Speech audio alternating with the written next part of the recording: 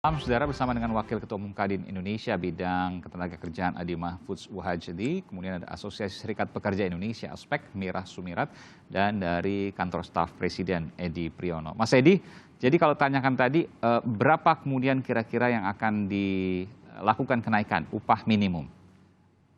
Berapa ya? Kalau berapanya ya tergantung pada tadi pertumbuhan ekonomi di masing-masing provinsi atau inflasi mana yang lebih besar. Jadi mengikuti formula, dan yang menghitung dengan menggunakan formula itu Dewan Pengupahan di masing-masing provinsi. Ada ya. di provinsi, ada di Pemprov itu? Ya, betul. Bukan, itu ada unsur pengusaha, ada unsur Oke, pekerja tripartit. buruh juga. Betul, gitu. Nah, nanti mereka yang mengusulkan kepada gubernur. Jadi, tapi semua itu tidak bisa lari dari formula yang ada di dalam PP Pengupahan. Jadi, silakan dihitung masing-masing gitu ya. Nah, tapi satu hal yang saya ingin tekankan yang tadi disampaikan ya. Jadi, misalkan tadi dibilang misalkan upah tidak layak gitu ya. Ini relatif ya. Tapi semua upah minimum itu yang sekarang itu kita bicara tentang upah minimum yang sudah di atas KHL, di atas kebutuhan hidup layak. Meskipun kemudian ada perdebatan ya, KHL-nya menurut buruh atau menurut pekerja, menurut pengusaha itu beda gitu ya. Tapi intinya itu sudah begitu. Kemudian yang tadi disampaikan ya, upah minimum itu kan hanya berlaku untuk yang pekerja yang di bawah 1 tahun masa kerjanya. Yang di atas 1 tahun itu harusnya upahnya bukan upah minimum, harusnya itu berlaku yang namanya struktur dan skala upah. Dan pengusaha itu wajib punya. Nah, oleh karena itu, Meskipun prakteknya kan tidak selalu seperti itu, Pak. Banyak sekali kemudian yang sudah bekerja 5 tahun, bahkan lebih dari 5 tahun, itu masih mendapatkan upah minimum, bahkan di bawah itu. Betul, itu artinya perusahaan tidak punya struktur dan skala upah atau dia tidak menjalankan. Itu keliru. Nah, oleh karena itu sebenarnya saya ingin mengajak, tapi ini ya himbauan ya, ajakan ya kepada teman-teman pekerja, teman-teman buruh, untuk mengadvokasi ketentuan struktur dan skala upah, karena itu masih negosiable dalam arti tergantung kepada perusahaan. Pada intinya adalah perusahaan itu harus sudah punya ketentuan yang jelas. Orang kalau kerja dengan masa kerja sekian, dengan jabatan ini, itu ruang gajinya antara sekian dari sekian. Jadi menjadi predictable. Nah, jadi nanti jangan diupah minimum terus, karena upah minimum itu sudah diatur oleh formula. Jadi tidak bisa kita tawar-menawar gitu. Jadi menurut saya gitu ya, tapi ini sekali lagi ya bukan ini kan usulan atau ajakan ya. Teman-teman dari Serikat Pekerja Serikat Buruh, menurut kami ya itu lebih baik fokus untuk bagaimana menegakkan atau mendorong perusahaan untuk mengikuti ketentuan tentang struktur dan skala upah. Kalau memang tidak punya, laporkan ke pemerintah, ke Dinas Ketenagakerjaan gitu, karena itu wajib gitu ya.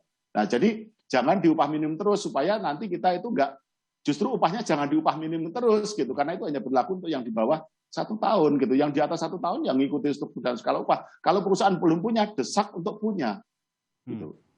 Kalau tidak mau juga, lapor ke Dinas Tenaga Kerja setempat. Betul, itu perintah perundang-undangan kok, peraturannya jelas. Oke, Mbak Mira, silakan. Ya. Berapa persen jadi yang pas, Mbak? Jadi Mas Aiman, sebelum saya menyampaikan berapa persennya, tadi Pak Adi menyampaikan bahwasannya harusnya sudah menegaskan tuh, termasuk Pak Edi, Pak Adi juga ya menegaskan bahwasannya PP 36 tahun 2021 tentang pengupahan itu berlaku untuk para pekerja buruh yang di bawah 1 tahun, clear. Nah, di atas itu, ini amanat di PP itu, di atas itu harusnya nggak begitu, nggak dibicara tentang upah minimum lagi. Ya. Tapi faktanya pengusaha perusahaan itu Pak Edi banyak yang melakukan pelanggaran. Nah, dari Pak Edi menyampaikan, laporkan dong. Nah, justru kami meminta kehadiran negara untuk ini. Datang dong pengawasan. Karena nggak semua karyawan berani untuk melaporkan. Anda mau mengatakan itu? Nggak ada pekerjanya banyak, tidak ada kemampuan, tidak ada keberanian. Atau mungkin tidak pengetahuan juga misalnya, karena belum ada, mungkin tidak ada serikat pekerja dan lain sebagainya. Ya, belum lapor aja baru niat, udah dipecat, udah PHK sama pengusahanya. Jadi gini Pak Edi, ini persoalan dinas pengawasan di kota kabupaten itu dari dulu sampai sekarang masih bermasalah, belum selesai. Ini kalau Pak Edi melempar itu kepada para pekerja nggak bisa Pak. Jadi negara, pemerintah yang harus hadir untuk menegakkan aturan main yang tadi sudah ditegaskan dalam PP. Yang pertama itu, yang kedua, sesungguhnya saya menginformasikan kepada seluruh rakyat Indonesia. Ini kan produk ini adalah produk Undang-Undang Cipta Kerja yang kami sudah menyampaikan awal-awal lalu ini akan merugikan para pekerja buruh, dan kenyataannya iya. Awalnya itu Undang-Undang 13 tahun 2003 itu perhitungan upah berdasarkan 3 komponen. Berdasarkan survei KHL, berdasarkan 60 item KHL, yang berdasarkan juga itu pertumbuhan ekonomi dan inflasi. Lalu diturunkan lagi 2015 di PP 78 tahun 2015. Hanya 2 komponen, yaitu inflasi dan pertumbuhan ekonomi. Diturunin lagi coba di PP 36 tahun 2006. Inflasi atau disuruh milih. Nah ini kan berarti penurunan kalau bicara layak tidak layak, Pak Edi. Ini sangat tidak layak karena memang sudah ada di dasarnya itu 60 item KHL itu, dan itu negara yang bikin. Itu yang kedua. Yang ketiga, untuk Pak Adi ya, Pak Adi. Gini, Pak Adi, saya sih kita sama-sama memahami sekali terkait dengan tidak ada intervensi boleh ya. Tetapi sesungguhnya, kalau tadi kan Pak Adi menyampaikan ini upah murni, upah minimum gitu ya. Tapi sesungguhnya saya sampaikan nih ya, sesungguhnya produk Undang-Undang Cipta Kerja Omnibus Law itu produk intervensi dari pengusaha loh. Buktinya apa? Buktinya isi satgas daripada Undang-Undang Cipta itu semuanya pengusaha, nggak ada para pekerja. Artinya boleh kami menyampaikan juga sebenarnya sudah diintervensi negara ini, pemerintah ini oleh pengusaha. Itu sih Mas Aiman. Oke, silakan Pak Adi. Baik, terima kasih. Saya kira tadi sudah clear yang disampaikan Pak Edi, KSP, dan Bu Mira. Namun perlu saya klarifikasi bahwa produk Undang-Undang 11 2020 berikut turunannya itu bukan produknya pengusaha sama sekali. Kebetulan saya juga tim perumus di dalamnya. Jadi kami dari Kadin Indonesia dan Apindo serta asosiasi yang lain terlibat di dalamnya. Jadi kami mewakili dari sisi unsur pengusaha, gitu ya. Nah, saya kira hal-hal tersebut kalau kita kembalikan lagi kepada tadi Bu Mira saya kira juga sangat clear ya. Tadi menyampaikan yang seharusnya kita perjuangkan itu adalah struktur dan skala upahnya. Nah, bukan upah minimum gitu ya. Ini saya kira clear gitu ya. Tetapi kita hiruk pikuknya dari tahun ke tahun itu kita senantiasa diribetkan dengan cara-cara seperti ini. Kembali lagi ke poin utama Mas Iman bahwa kenaikan tersebut tentu itu juga disesuaikan dengan ketersediaan data dari BPS, yaitu bukan dari hasil survei sendiri. Dan ini saya kira kita harus paham. Dan juga tadi saya tegaskan juga bahwa sebaiknya juga walaupun memang gubernur yang menetapkan, tentu dalam hal ini jangan sampai ada intervensi dari pihak siapapun. Dan ini saya kira penting. Saya sepakat dengan Bu Mira bahwa tersebut memang harus sesuai dengan Permen nomor 18 tahun 2020 tentang kebutuhan hidup layak. Namun kita juga harus ingat bahwa itu yang dijadiin basic untuk menghitung sekarang sudah clear itu di PP 36 2021 yaitu tentang pengupahan. Makanya segala sesuatunya di sana disampaikan bahwa kita menghitungnya dengan data BPS. Dan kemarin kami, Mas Iman, juga sudah bertemu antara Depenas dengan LKS Tripnas dalam hal ini. Di sana disepakati bahwa nanti maksimum tanggal 5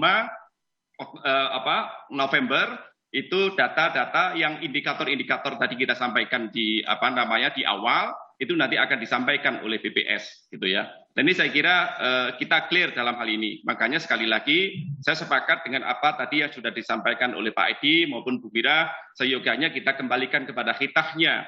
Saya yakin bahwa pekerja ataupun pengusaha itu sebetulnya bukan disejahterakan maupun dimuliakan dari upah itu sendiri, tapi dimuliakan disejahterakan dari pekerjaannya, dari proses pekerjaannya. Jadi untuk apa? Misalnya kita bekerja tetapi tidak punya kesinambungan. Nah, kesinambungan usaha itulah yang seharusnya kita kedepankan. Dengan begitu kita layak menggaji upah yang memang pada porsi dan tempatnya. Terus kembali lagi juga semuanya itu proporsionalitas kepada kompetensinya. Jadi sekali lagi Mas Iman, kami semuanya taat ajas, kami yang berhimpun di asosiasi, wabil khusus di Kadin, di Apindo maupun asosiasi yang lain, clear dalam hal ini bahwa kami taat regulasi yang dimaksud. Demikian Mas Iman. Oke, sebelum saya tutup nanti saya akan tanyakan untuk ke Mbak Mira. Berapa persen jadi Mbak, tadi belum dijawab, berapa persen yang pas menurut asosiasi buruh? Ya, berdasarkan hasil survei yang kami lakukan di Konfederasi, bahwasannya kami menghasilkan angka 7-10%. Ini pun angka yang sangat kompromi. Arti kompromi itu gini, kami memikirkan betul, kami paham betul ya, apa yang terdampak juga para pengusaha kemarin pandemi COVID dan juga sekarang masih terdampak. 7-10% itu besar loh Mbak. Apakah mampu kemudian pengusaha dari perhitungan tidak mampu asosiasi, Mas. Sebentar, nanti saya beri kesempatan Pak. Ini sudah dijawab. Silakan Mbak Mira. Makanya gini Mas Aiman, soal bicara tidak mampu atau tidak mampu, artinya ini kan kita tidak bisa bicara tentang perusahaan atau perusahaan ya, tetapi bicaranya kan kepada negara, kepada pemerintah. Artinya pemerintah ini punya pekerjaan rumah juga untuk mengendalikan harga-harga yang luar biasa. Kita bicara tentang pengeluaran tetap itu contoh listrik. Listrik kan kemarin juga naik ya. Bagaimana rakyat juga menjerit atas kenaikan listrik itu. Kemudian listrik gimana nggak naik? Kan belum naik listriknya. Enggak, kemarin-kemarin kan yang kita udah nggak naik upah, tahun 2021 kan listriknya naik. Semua pada komplain juga tuh. Tahun berapa Tapi naiknya? Selama pandemi ini kan tidak naik sama sekali. Enggak, yang 2021 Mas Aiman, 2021. Makanya nilai yang kami hasilkan ini adalah hasil kompromi. Pengetahuan saya, apakah ada kenaikan Pak Edi listrik? Kalau saya enggak, dan malah ada subsidi untuk yang pelanggan 450 kVA kan? Gitu. Enggak, kalau subsidi itu saya tahu yang 450. Iya. Tapi PDL tidak naik, Mbak Mira. Ya nanti naik. kita cek. Oke, baik. Meskipun dan yang kedua, ini harga-harga barang kebutuhan pokok juga kan terus merangkak naik juga. Nah, kalau kita lihat banyak sekarang usaha, banyak secara kasat mata deh, banyak yang dagang, banyak yang menjadi penjual, tapi pembelinya nggak ada karena daya beli tadi yang nggak ngangkat, nggak naik tadi. Artinya melalui satu-satunya jalan supaya daya beli ngangkat, yaitu salah satunya adalah upah para pekerja buruh yang dinaikkan. Dan 7-10% yang Anda katakan tadi, Anda sudah mempertimbangkan juga akan kemampuan pengusaha. Bahwa yakin pengusaha itu mampu sesungguhnya, Mbak Mira? Insya Allah sih yakin. Nah, banyak juga pengusaha-pengusaha di pandemi COVID ini yang luar biasa, malah makin terus maju, malah terus banyak untungnya. Oke, silakan Pak Adi. 7-10%, mungkinkah itu? Tentu saja tidak mungkin. Tidak mungkin, kenapa Pak? Mas, ya, persoalannya adalah tidak ada juga pengusaha yang mendoakan karyawannya digaji rendah. Itu tidak ada. Itu tidak ada. Namun itu adalah angka yang tidak berdasar jika SP mengusulkan kenaikan 7 ataupun sampai 10%. Tentu dalam hal ini karena tidak berdasar sesuai dengan regulasi yang ada saat ini. Tapi pada hasil survei sendiri Serikat Pekerja, dan itu hanya satu serikat pekerja saja yang menyampaikan hal tersebut. Dan ini saya kira clear. Lalu pertanyaannya adalah bagaimana jika semua serikat pekerja juga melakukan survei yang sama dengan atau perbedaan, ataupun kami misalnya dari Kadin, dari Apindo, dari asosiasi yang lain melakukan dengan angka yang berbeda. Lalu bagaimana? Ini akan nyarut-marut, saya yakin Pak Edi juga akan bingung dalam hal ini menetapkannya. Nah, makanya kita kembali lagi ke hitahnya, kita kembali ke regulasi yang ada. Saya kira Undang-Undang 11 2020 berikut PP 36 2021 sudah clear ditetapkan. Jadi itu pasti angkanya di bawah 7% ya Pak? Karena kan harus memilih antara pertumbuhan ekonomi dengan inflasi. Pasti angkanya di bawah 7%. Ya, kalau itu saya kembali kepada data BPS yang disiapkan tiap provinsi tadi yang di awal disampaikan oleh Pak Edi, Mas Iman. Baik, terakhir Pak Edi, bagaimana menengahi antara perdebatan antara pengusaha dengan pekerja ini yang mungkin nanti akan mewarnai beberapa pekan ke depan?